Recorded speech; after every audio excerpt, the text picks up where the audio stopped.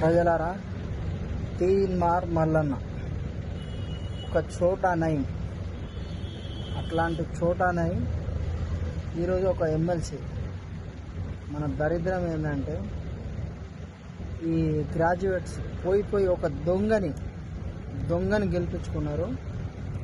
మీ గురించి ఇంతైనా ఏమైనా అసెంబ్లీలో మాట్లాడగలగడా?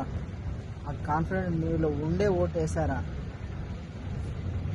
వాడు చెప్పని మాటలు లేవు. ఏ రాజకీయుడు చెప్పని దొంగ మాటలన్నీ చెప్పిండు. అలియాస్ నవీన్ కుమార్ అలియాస్ తీన్మార్ మల్లన్న ఏమన్నాడు? అంగిలాగ్ అన్నాడు. ఫస్ట్ అంగిలాగ్, తర్వాత తెలంగాణ నిర్మాణం పార్టీ తర్వాత ఏంది? బీసీ గర్జన అన్నాడు. బీసీ గర్జన వాయే, అంగిలాగు వాయే.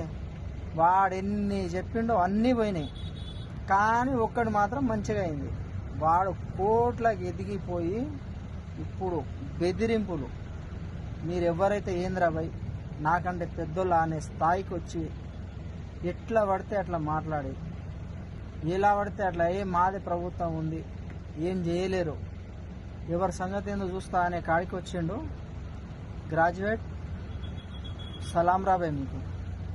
ఎందుకంటే మామూలు జనరల్ ఎలక్షన్లా ఏదో తెలియక ముసలోళ్ళు లేకుంటే వేరే వాళ్ళు ఎవరో వేసినారంటే అదొక వేరే విషయం. అది మీరు చదువుకున్నారు, చదువుకొని ఏం లాభం? దేనికి ఉపయోగపడింది మీ చదువు? ఓ దొంగని గెలిపేనికి ఉపయోగపడింది మీ చదువు.